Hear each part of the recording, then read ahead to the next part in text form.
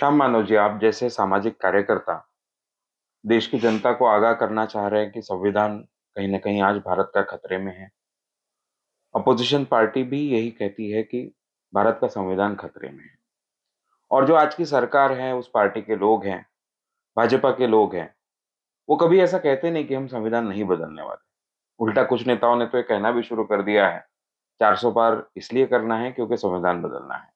तो संविधान अगर बदल भी गया, तो उसमें क्या समस्या है? संविधान में तो कई बार बदलाव होते रहते हैं।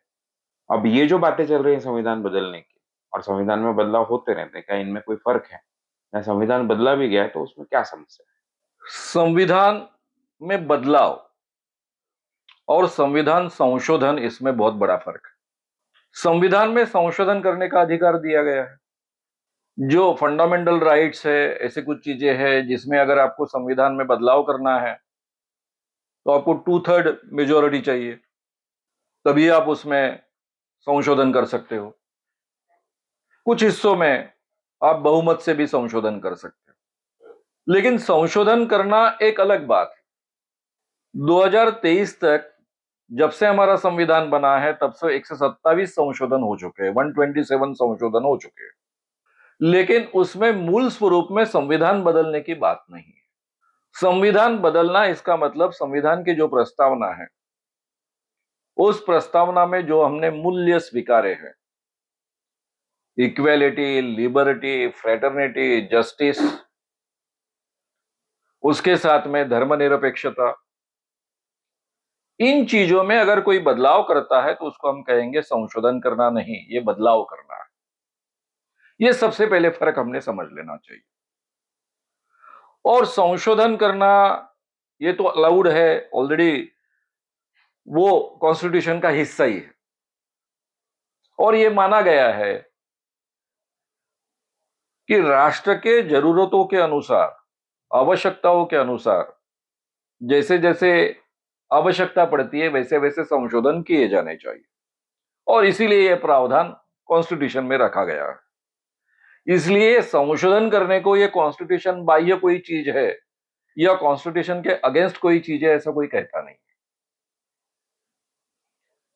लेकिन ये लोग इस ढंग का बदलाव करना चाहते हैं कि पूरी तरह से कॉन्स्टिट्यूशन की आत्मा ही बदलना चाहते हैं, ऐसा डर क्यों लगता है?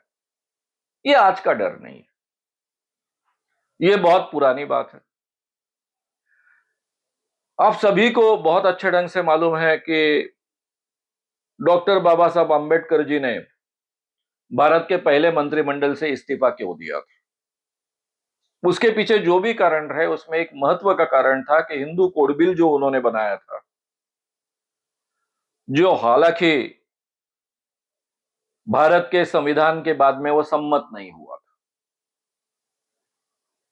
क्यों सम्मत नहीं हुआ था? क्योंकि कांग्रेस में जो लोग थे, अभी संसद बन चुकी थी, हमारा पहला कॉन्स्टिट्यूशन बनने के बाद में जो भी ये सदस्य थे संविधान सभा के, उनका रूपांतरण संसद में हुआ, वो सभी संसद सदस्य माने गए। डॉक्टर राजेंद्र प्रसाद इसके अध्यक्ष थे, वो हमारे पहले राष्ट्रपति बने, अभी चुनाव होने के थे। पंडित जवाहरलाल नेहरू जी ने डॉक्टर बाबा साहब अंबेडकर को यह वचन दिया था कि मैं ये हिंदू कोड बिल पारित करवा दूंगा, लेकिन कांग्रेस के अंतर्गत ही इतना ज्यादा विरोध था कि वो उनके ध्यान में आया कि ये बहुत कठिन बात है। और नेहरू जी पहले से बहुत ही डेमोक्रेटिक नेचर के थे, कोई भी काम डेमोक्रेटिक तरीके से ही करना चाहिए, ऐसा उनका आग्रह था। उन्होंने अंबेडकर जी को समझाने की कोशिश की कि मैंने आपको कहा था, लेकिन मैं असमर्थ हूं अभी इसको पारित करवाने में, थोड़ा हम जरा धीरज रखें। मैं चुना हुआ प्रधानमंत्री नहीं हूं, हमारे पहले इलेक्शन अभी 52 में होने वाले हैं, उसमें मैं चुनकर आने के बाद में ये हिंदू कोड बिल मैं सम्मिलित यानी पारित करवा लूंगा, सम्मत करवा लूंगा। लेकिन शायद और भी कुछ कारण हो गए अंबेडकर जी के, या फिर बाकी कांग्रेसियों से उनको सहयोग नहीं मिल रहा होगा, इसलिए अंबेडकर जी अपने रेसिग्नेशन के निर्णय पर अड़िग रहे। लेकिन इसके बावजूद जब पहला चुनाव हुआ 1952 का, तो वो जो जहां से खड़े थे, उनके खिलाफ प्रभुदत्त ब्रह्मचारी नाम के एक बाबा को खड़ा किया गया था। ये आरएसएस के प्रमुख गोलवलकर गुरुजी के एक नजदीकी रहे हैं। इनको काफी इस विचारधारा के लोगों ने समर्थन दिया था और पंडित जवाहरलाल नेहरू जी ने अपने पूरे अभियान में, ये चुनाव अभियान में, मैं हिंदू कोड बिल लाने वाला हूं और हिंदू कोड बिल में स्त्रियों को समान दर्जा दिया जाएगा, उनको समान अधिकार दिए जाएंगे, ये बात बहुत ही ताकत से लोगों के सामने रखी। अगर आपको ये मंजूर है तो मुझे वोट दीजिए और मेरे पार्टी को यानी कांग्रेस को चुन कर दीजिए, ऐसा आह्वान उन्होंने किया। और ये पहले चुनाव में पंडित जवाहरलाल नेहरू जी थंपिंग मेजोरिटी में चुनकर आए। ये जो प्रभुदत्त ब्रह्मचारी थे, ये खास कर ये एजेंडा लेकर खड़े हुए थे कि हिंदू कोड बिल नहीं लाने का, हमारे धर्म में किसी ने हस्तक्षेप नहीं करने का, हमारा धर्म जो चलेगा वो हमारे धार्मिक कानूनों के आधार पर चलेगा, कोई भी सरकारी या इस ढंग के संविधान के कानूनों के आधार पर हमारे लोग नहीं चले। लेकिन पंडित जवाहरलाल नेहरू जी जब चुनकर आए प्रधानमंत्री कर तब उन्होंने ये हिंदू कोड बिल को 4 हिस्सों में बांटा और क्रमशः इसको पारित करवा लिया और ये हिंदू कोड बिल भारत में लागू हुआ। ये पूरा इतिहास हमने समझ लेना चाहिए। ये बदलाव को हम क्यों डर रहे हैं? क्योंकि ये संविधान को पूरी तरह से खत्म करना चाहते हैं। सबसे पहले तो एक बात, जब से मोदी जी जब आए उन्होंने 2014 में इसकी हमको कल्पना नहीं दी थी। 2014 में उनका एजेंडा था विकास, विकास पुरुष। गुजरात में उन्होंने बहुत अच्छा विकास किया, वैसा पूरे देश का वो विकास करेंगे। बाद में हमको पता चला कि गुजरात में कुछ विकास हुआ नहीं। तब उन्होंने ये बिल्कुल बात नहीं कही थी कि मैं इस देश में सांप्रदायिकता शुरू करने वाला हूं, हिंदू मुस्लिम आपस में झगड़े लगाने वाला हूं, मेरा एजेंडा ये सांप्रदायिक एजेंडा है। ये बात हमसे छुपा कर रखी। हालांकि उनका इतिहास था, हमें उसकी जानकारी थी, लेकिन वो विकास की बात कर रहे थे और जो भी सिचुएशन उस वक्त में थी, एक भ्रष्टाचार विरोधी आंदोलन के कारण तैयार हुई, उस सिचुएशन में लोगों ने बड़े पैमाने पर मोदी जी को चुन कर दिया और धीरे धीरे उन्होंने अपना एजेंडा शुरू किया। अब विकास ये तो उनका हिस्सा था ही नहीं। उनका विकास यानी उनकी विकास की कल्पना ही बहुत अलग है। ये हमारे 10 साल में अभी ध्यान में आ चुका है। मोदी जी का विकास यानी कुछ चंद कैपिटलिस्ट लोगों का विकास, अडानी अंबानी जैसे लोगों का विकास।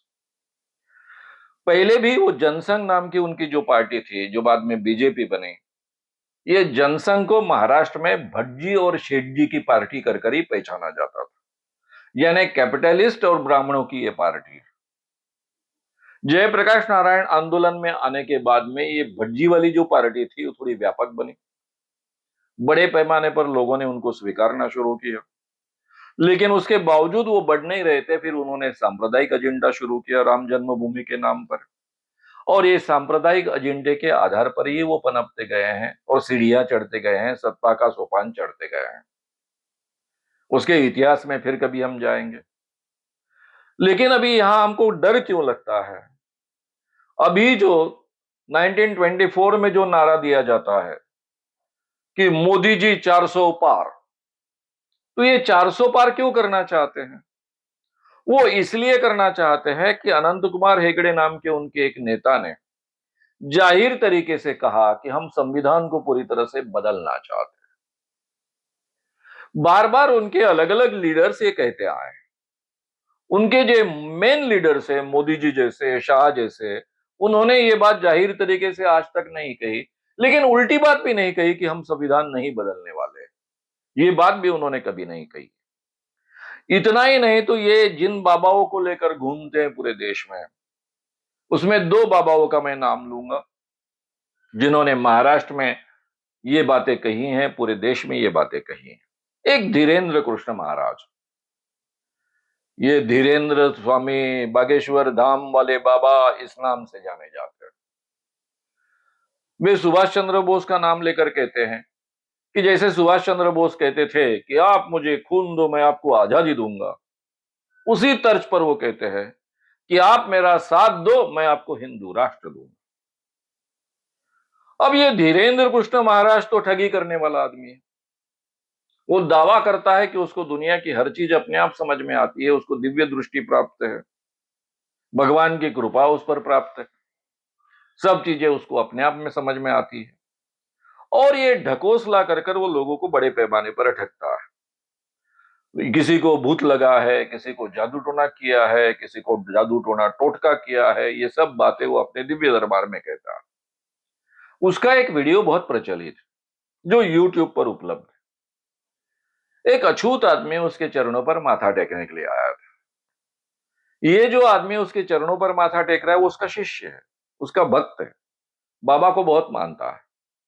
जैसे ही वो उसको छूने लगा, पैर छूने लगा, तो उस वीडियो में दिखता है कि एकदम से ये धीरेन्द्र कृष्ण महाराज कहते हैं, हमें छुओ मत, हम ब्राह्मण हैं, तुम अछूत हो, हमें छुओ मत।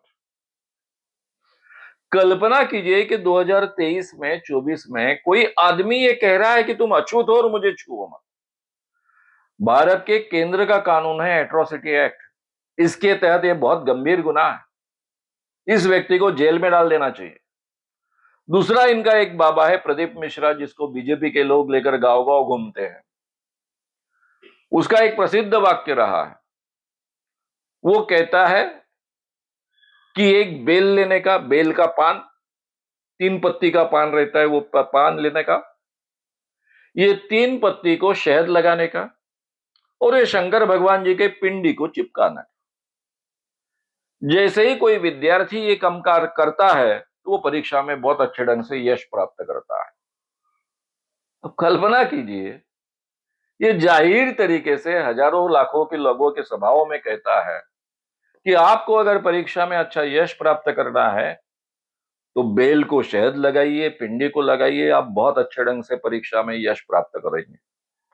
ये सुनने वाले बच्चे अभ्यास के आधार पर यश प्राप्त करेंगे या फिर इस ढंग से प्राप्त करेंगे? ये संभव है, लेकिन ये ऐसा पढ़ाता है, सिखाता है। संयोगवश उसका बच्चा हुआ फेल परीक्षा में। पत्रकारों ने सवाल पूछा कि तुम्हारा बच्चा कैसे फिर फेल हुआ? तो वो बेशरम तरीके से वो कहता है कि क्या करो कि सब लोगों को बताते बताते मैं अपने बच्चों को ही बताना भूल गया और इस कारण वो फेल हो गया। अगर उसको मैं ठीक ढंग से बताता और वो पिंडी को बेल का पान चिपकाता तो वो कभी फेल नहीं होता। ये लोग इस ढंग से, और वो भी प्रदीप मिश्रा भी, हिंदू राष्ट्र में लाना है ये बात लोगों के सामने रखता है। ये भी जो भी अलग अलग ढंग की धर्म संसदें 2021 से हुई है, उस कई धर्म संसदों का सही माने में एजेंडा ही था हमें हिंदू राष्ट्र लाना है। और इनके भाषण सुनिए, इसमें कालीचरण नाम का एक अकोला का बाबा है, ये धर्म संसद में कहता है कि वो हरामखोर हरामी महात्मा गांधी अच्छा किया उसको गोडसे ने मारा, इसने सारे देश को बर्बाद कर दिया। एक सनातन संस्था नाम की संस्था है,